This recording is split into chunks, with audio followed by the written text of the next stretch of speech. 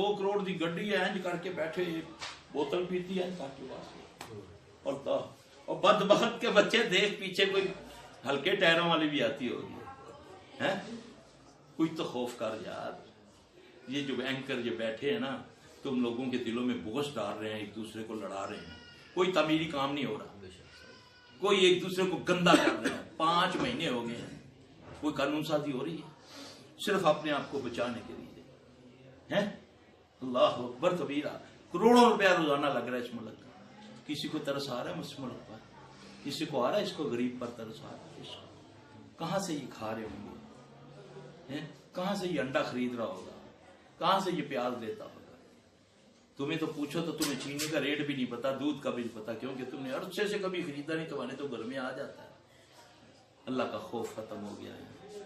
अल्लाह हमें माफ फरमा दे। रास्ते से जर पहुंचाने वाली चीज को